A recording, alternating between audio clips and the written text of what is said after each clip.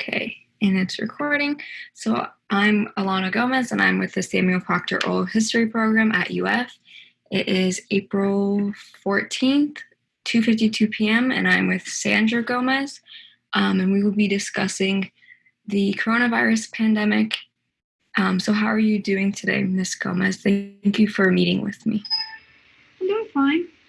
Another day in. Oh, what happened? Did I lose you? No, can you still hear me? No, but I don't see you now. Hold on a minute. Okay, I got it. Another day in. Stay at home, doing absolutely nothing. Yeah. but eating and watching TV. So since we are talking about the pandemic, can you tell me the first time you heard about COVID-19 and your initial reaction? Do you remember?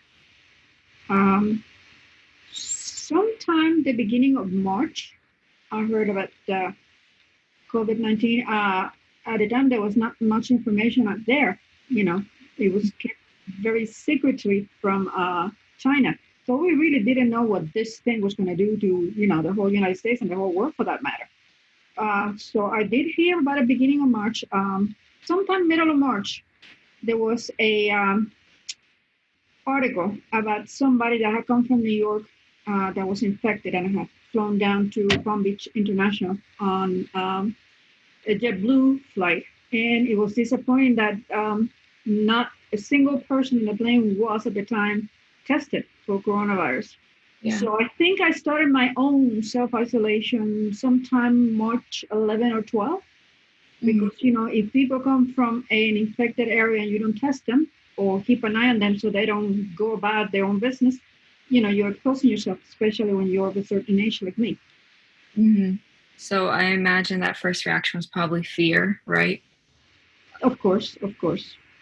You want to live. I know I'm not going to live till I'm 100, but that's what you wish for. So, and not being able to go about my everyday things. Like, I'm retired and I don't do much, but I do my gym and I do my happy hour and I go out for dinner or lunch with friends. So, having to be isolated is not an easy thing. Can you have family around? Yes, but when you live by yourself, it's not easy. Yeah. Can you talk about your routine before the pandemic and now, what your life is like? Well, being retired, my mornings were to myself. Afternoons always went to the gym. And then, like I said, Fridays dinner, sometimes lunch in between with friends.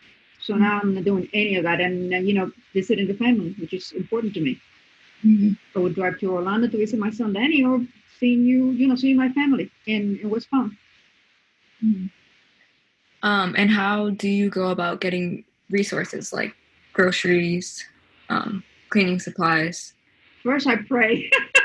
Before I walk out the door, I pray, God, please don't let me get anything. And then you're just very careful. I have developed a routine. I go shopping.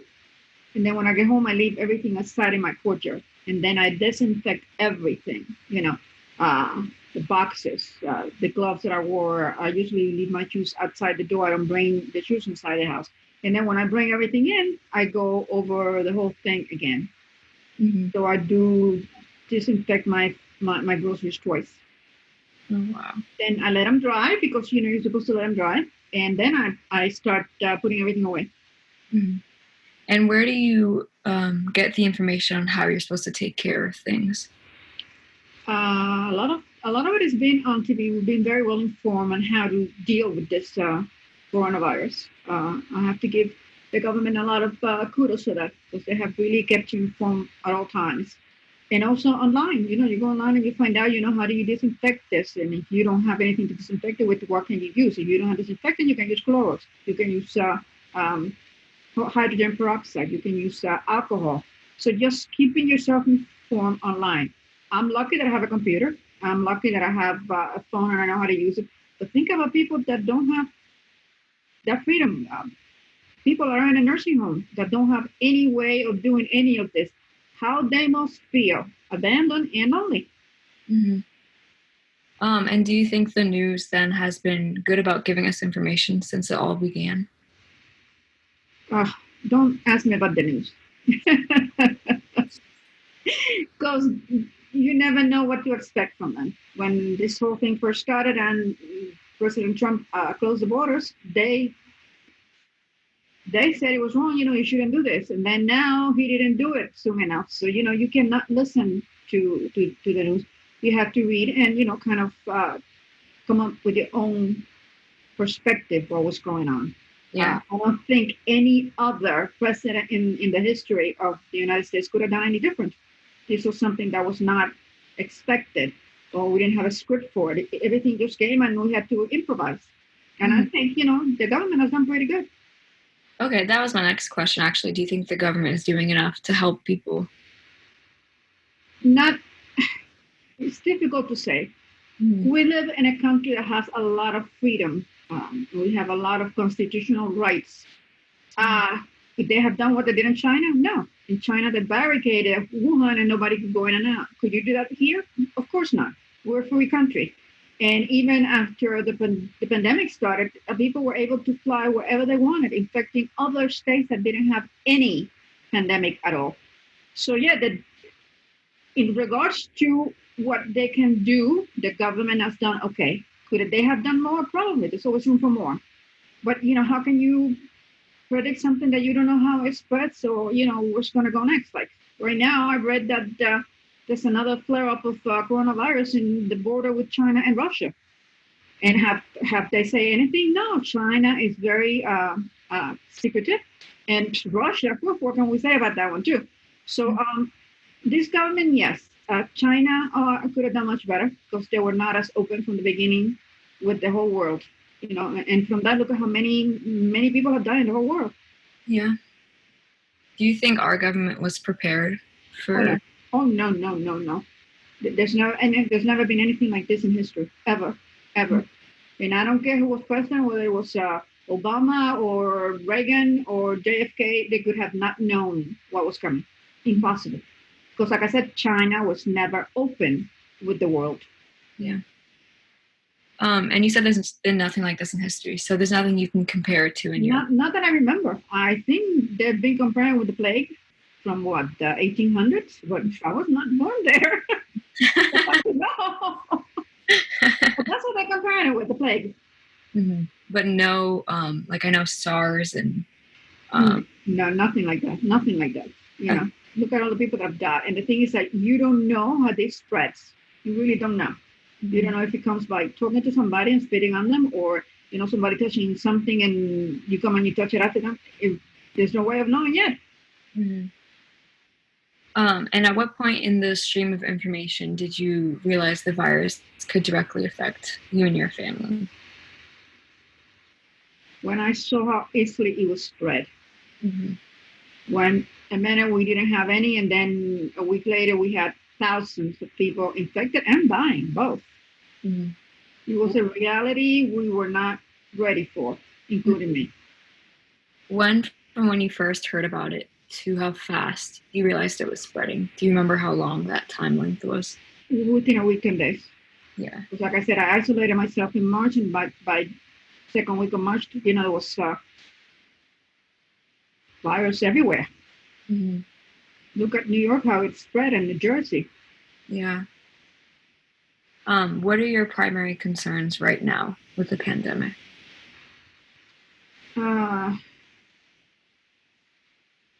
This country not being what it was before the pandemic. It's going to take a long time to get there. And, it's the United States people, the people that live here, the citizens, are they going to be patient enough to bear with this, or are we going to go crazy and start doing all the things that we're not supposed to do? Mm-hmm. I hope they don't open every state immediately for whatever the hell they want to do, and they keep some kind of a control on it. If not, we'll be back to this same situation 6 months down the road. Yeah. This is serious, and I have to be taken seriously. Mm-hmm. Do you think we have been taking it seriously so far, the country? I think so. What kind of rules have they put in place so far for the pandemic? Isolating yourself, and you're keeping your distance. That seems to have been what works and what's still working. Because we've seen states that really have uh, uh, honor it, their death rate is going down and their hospitalization rate is going down. Some other states, like, they go about their business and they don't care. And right now, I think there's a big issue with um, Sweden because they have not done any kind of stay in place, and now they have a huge pandemic in their hands. Mm-hmm. And what does the United States do to support you in these difficult times? That is a question that I don't know that I can answer because I'm retired, so I really don't know. I really don't need a salary to come in every month. If I was working and found myself now with no job, no money, that would affect me. But from my point of view, it's very hard to say because I retire. I get a check every month whether I work or not. So, and I have medicine that I can go and take care of it. So for me, it's difficult, but I can relate to somebody that would lose a job, and a lot of the people live like on a month-to-month basis. So now they are at a job for over a month, and who knows how many months more. How do they pay the rent? And then having to go through maybe the stress. Am I going to get evicted? Am I going to be able to pay my mortgage next month? It cannot be easy. Yeah, has the government, do you know if the government has done anything for those types of people? Yeah, they're trying, but I don't think in this, what's the word I want to look for? In this society, everything's in the computers. Computers are not sometimes able to handle the amount of people that are displaced right now. Mm-hmm.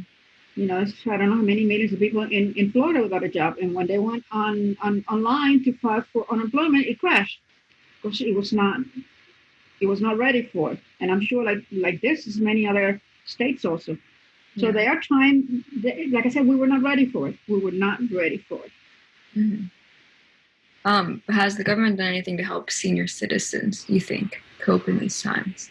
Like, I think they have the hours in the morning, right? Right. They have, and that's not the government. That's the individual companies that have provided hours for seniors to go in. Mm-hmm. Also, even though it's very difficult, they've immediately isolated the nursing homes. So that people younger that don't even know they're sick will go in and, infect them. There's been a lot of death in nursing homes. Yeah. Mm-hmm. The older people are forgotten because they're not useful anymore. Mm-hmm. And this government is really geared for younger people that keep this country going. But, when you're a senior citizen and you're retired and you don't really do anything for this country, but just collect your insurance and your Social Security, you are dispensable. Not indispensable, you are dispensable. Did I say it correctly? I think so, yeah. Well, how does not the country, how has the pandemic affected your personal life? Like I said, just being stuck home. Here I am retired, I have nothing to do. Mm-hmm. And my only thing that I did, I cannot do anymore. I still go out for walks, but then you go for walks and you can talk to anybody. You have to keep 5 feet away and then just wave. Mm-hmm. So how have you had to adjust to your new surroundings? Have you taken up any new hobbies? Eating. Those are my new hobbies. Mm-hmm. Because I've been retired for a long time, it really hasn't affected me that much. But, people that are very active, yeah. I love to travel. I probably won't be able to travel for like about 2 years. Mm-hmm. Even if next year there's no more pandemic, I will not get on a plane unless they have a vaccine. Yeah. So I don't expect myself traveling anywhere until they have a vaccine, especially because of my age. Mm-hmm. And with a lack of resources, have you had to find new ways to do things, or are you able to find enough toilet paper, paper towels, etc.? No, it's you have to get up every day, and then we have the opportunity to go early before the stores open and hope that you find something that you're looking for. Mm-hmm. I have found it, but not all the same place the same day. So I go one day and I find maybe one thing, and then I have to go another day and hope that I can find whatever is missing. What types of things are usually missing right now? Right now, I would say, there was a while there that, you went to a supermarket and the meat cases were empty. And I'm saying, where are people putting all this meat? Because you can just buy so much. And then, of course, the toilet paper was going to be enough for the toilet paper pandemic. You can find toilet paper and paper towel. And because of the fear that this is so contagious, anything that prevents contagions, like, disinfectants, sanitizing anything, you can't find it. I still have not found a lot of things. But, it's just me, so I don't have to worry about it.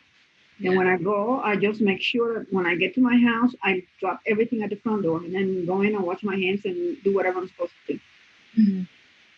Is there anything that you had to learn to do as an adjustment to these times that you've never done before?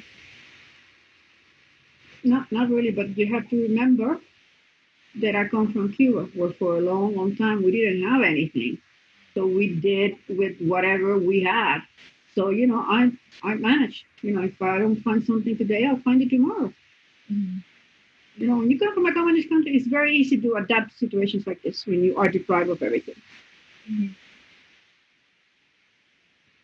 Let me see. And then, so you're quarantining alone, correct? Yes. I don't even have a pet. And then we don't know now because they say that pets can get the coronavirus too. Mm-hmm. And what has your biggest challenge been since quarantine? Probably lack of social interaction because I'm very social, and that kills me. So what strategy? My kids work, my granddaughters go to college, so I'm not dealing with social interaction. That's going to be most difficult for me. Mm-hmm. So what strategies do you use to maintain social relationships while quarantining? I read a lot because you can't socialize. I cannot go out and talk to anybody. I just can't. Mm-hmm. Not because of not being able to, afraid that I may catch something and end up in a hospital, and I don't want to go through that. So reading, I've been reading a lot. And are you using any social platforms, texting, Zoom, FaceTime to contact people?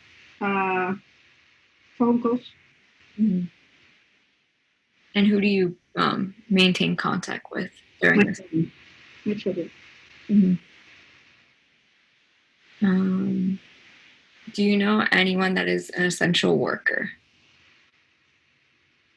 I don't know anybody that is an essential worker.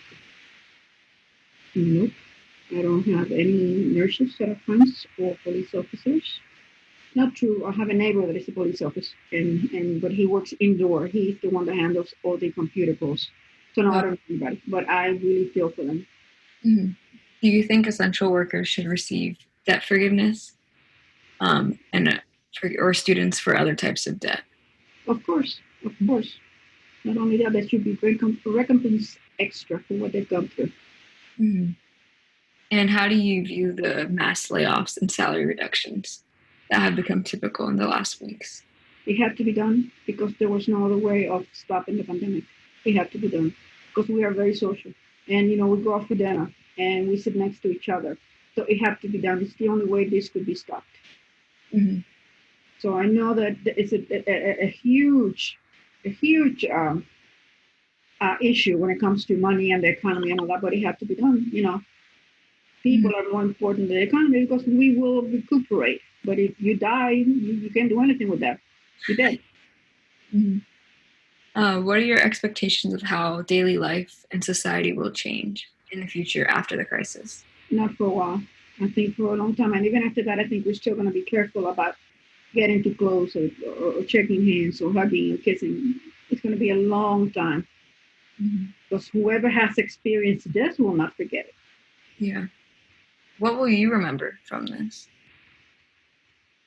How fast it went. I mean, we were fine one day, and then 2 weeks later, there were people dying everywhere. Yeah. It was like a wildfire. Mm-hmm. And no way to stop it because we have no way to stop it. We have no medication. We have no vaccine. We have nothing. Just keep your distance. Mm-hmm. Horrible. Yeah. Speaking of social distancing, when did you first hear the term and what did it mean to you? Well, I first heard, I know what it was, but I first heard that word during the beginning of the isolation, Mm-hmm. social distancing, 5 feet. Mm. And what were your first experiences with it? Did you automatically just stay home all the time? Yeah, like I said, I self-isolated March 11th. Mm-hmm. Wow. When that person landed in on the airport and nobody did anything about it, he was just to let loose and do whatever he wanted. You can't do that because you're dealing with a virus that you don't know how it reacts. Mm-hmm. And then this area here is mostly an older community, Mm-hmm. and that was my main concern. Mm-hmm. So I'm in that group. So I don't go out this week. I don't go out next month. I don't go out till 2 months down the road. I'm fine, but I'm here. I can still go out afterwards. Yeah. So you've been in quarantine for about a month now. Mm-hmm. Mm-hmm. Not fun. Yeah. How has it impacted you with, in terms of mental health, feelings of loneliness, not being able to see people? Uh, it's tough. It's tough. Like I said, I'm very social and I'm always doing something, and being stuck in the house is not fun. But Yeah. you do what you have to do so that you stay alive. Yeah. Because that's what's. The alternative is not pleasant, so you have to do what you have to do. Yeah. What has this global pandemic taught you about the state of humanity in terms of people hoarding items, people not telling other people that they have the coronavirus, traveling around with it? What has it taught you about? We live in a very selfish world, and everybody is out for themselves and don't care about the other person next door. Mm-hmm. And that's really rough. That's really difficult, especially here in this country. I think probably in other countries there's more of a uh, social awareness that maybe this person next door needs my help. Here, it's people just don't care. Yeah. Even in the middle of the pandemic, people were just going out and hanging out together like if nothing was happening. Mm-hmm. Yeah. And flying, how can you fly when you're stuck in a plane with a bunch of other people? Mm-hmm. We got very complacent about life. We had a good economy. We had everything going for us, and this was a wake up call. Mm-hmm. I still think China should be held responsible because they were not transparent. And even to this day, I don't think they are. There's no way that China has, 1.4 billion people, only 3,000 people die. I just don't believe it. They were not transparent. Yeah. They would have been from the beginning, maybe would have not gotten this out of control all over the world. It's just not the United States. Mm-hmm. And you think they still aren't being transparent? Of course not. Of course not. Mm-hmm. Do you think anything positive can come out of this whole pandemic, even with all the negatives happening? I hope so, but I'm not a politician or a scientist, so I cannot say what is going to become the positive. But I hope it is. I hope it is. Because lessons like that only comes once in a lifetime. You have to learn something from it. Yeah. I would say in terms of what it will teach people. What do you think it would teach people? Be more human and not be so self-centered. It is just not me. Yeah. And I know we talked about the news a little bit earlier, but have you listened to the news extensively throughout this whole process? At the beginning, I did because I wanted to know what was going on. I wanted to know, how serious this was. Not now, not anymore. Because then it bogs you down. But that's all you do. That's all you think. Now I don't anymore. I listen to the news once a day to see what is going on. How they're getting worse? Are we plateauing? How things going with the world. But not anymore. Not anymore. It can become very overwhelming. Yeah. Do you trust the news and what they're telling everyone? Of course not. Of course not. I don't believe a single word they say. And if you say something, they will turn around and make it sound like something else. Mm-hmm. It's really a shame that we've come to this. That we do the news for ratings, not for the truth. And that is the bottom line. Mm-hmm.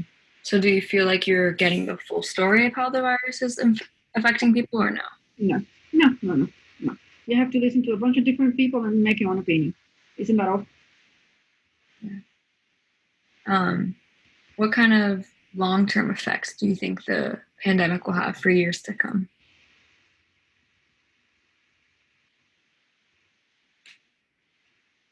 I don't know.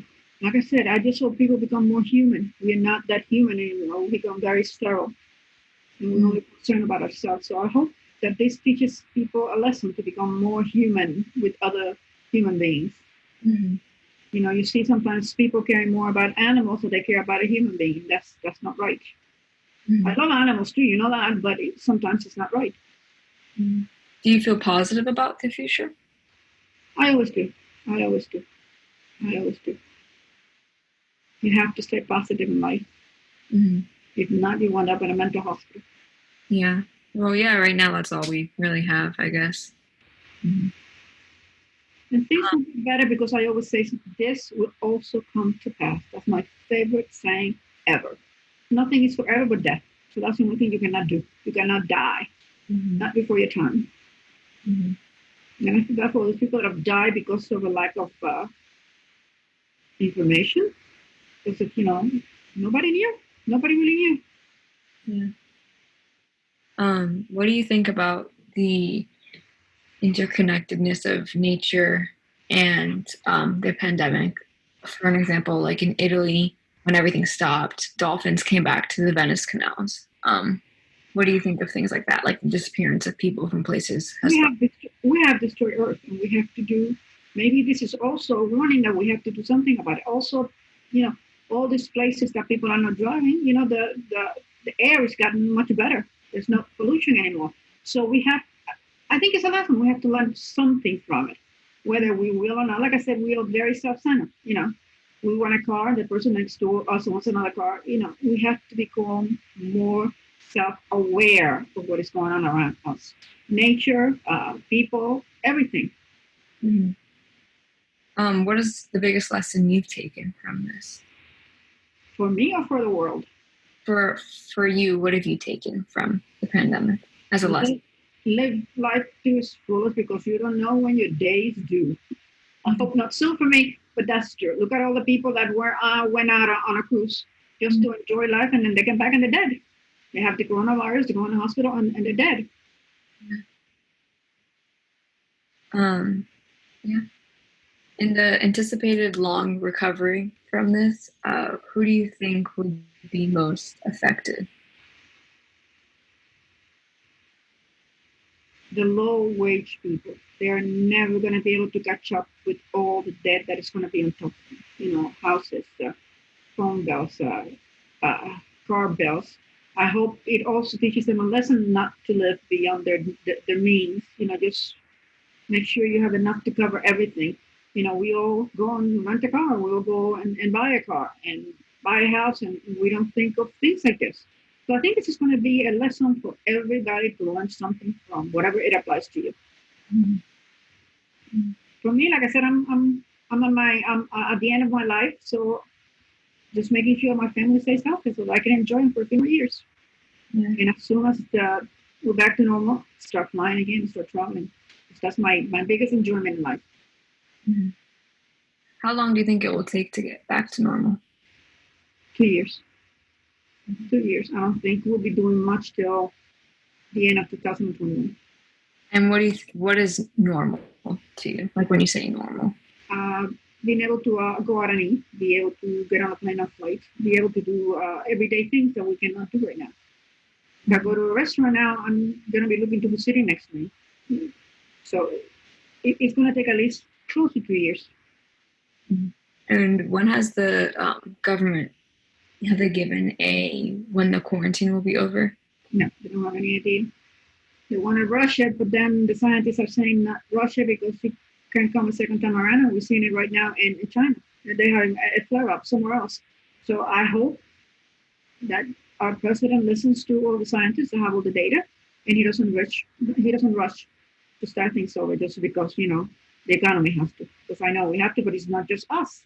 Everybody's in the same boat. Mm-hmm. And what would you want someone who's listening to this or reading this 50 years from now to know about the pandemic or the situation in general? It is not about politics; it's about the people. We turn everything into a political issue, and that's not the point. Whether one president did something right or wrong, it is all about the people. Worry about the people that are going to support you and are going to be there for you, your family. Not about politics, not about uh, being better than the next person next to you. just people, family. And that was all my questions. Do you have anything else you'd like to add? Not really. I hope we come out of this better people than before. I know the economy is going to take a while to get back, but I hope that as a country, we'll come out better people. Okay, well, that was everything. I'm going to go ahead and stop the recording now unless you have anything else.